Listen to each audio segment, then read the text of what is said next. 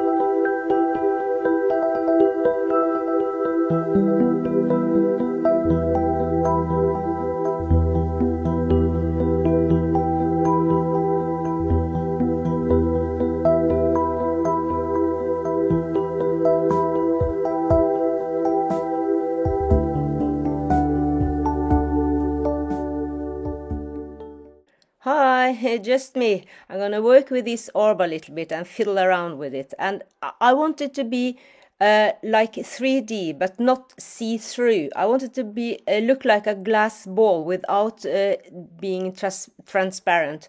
Ah, you will see what I'm doing. Well, back to the music.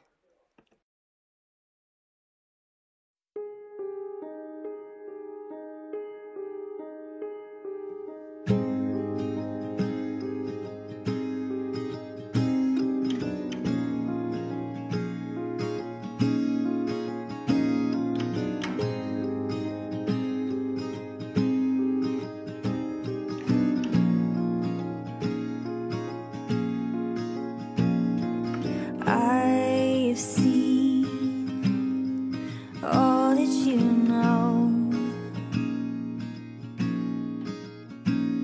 but I believe in something untold, and I gotta know if I'm going insane.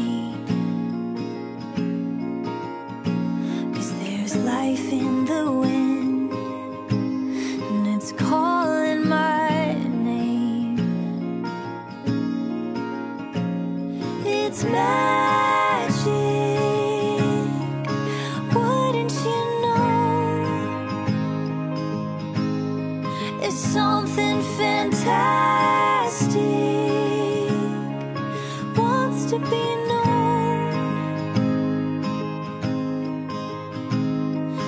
All that you gotta do is be willing to look for it.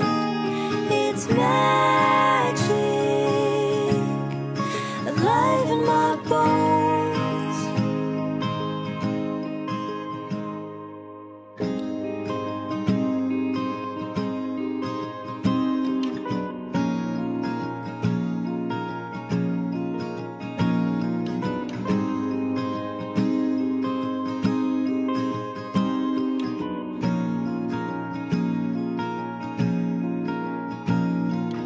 I've dreamed of infinite things, and reality seems so limiting. The wonder and mystery's calling me. I can't escape. 'Cause what if the song in my soul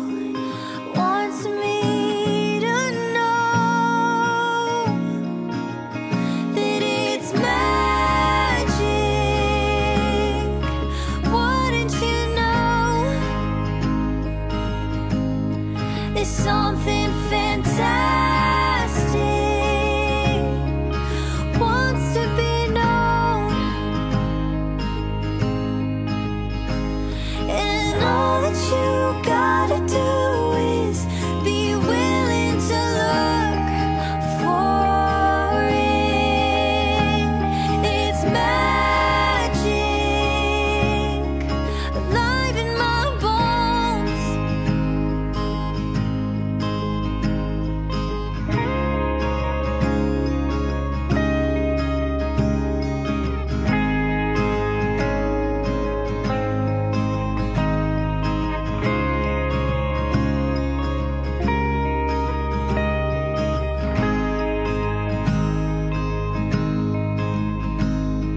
Somehow, somewhere,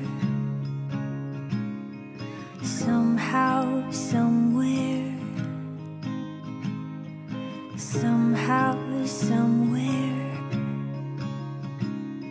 somehow, somewhere. Gotta believe in the magic and mystery, impossible things, and the magic and mystery. We gotta believe in the magic and mystery, in impossible things, in the magic and the mystery.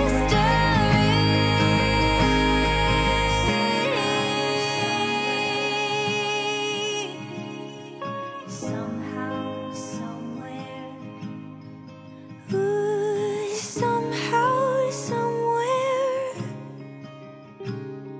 somehow, somewhere.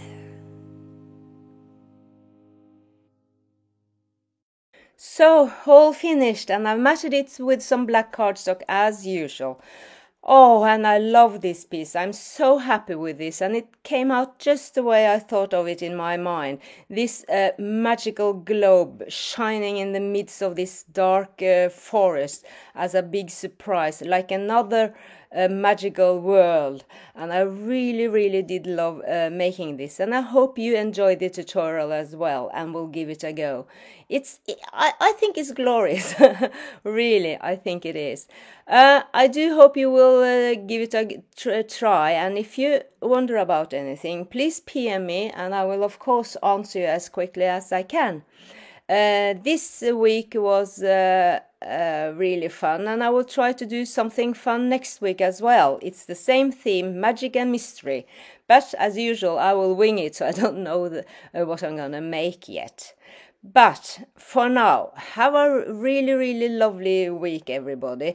Do some art and do have fun. Okay? Bye bye for now. See you next time. Bye bye.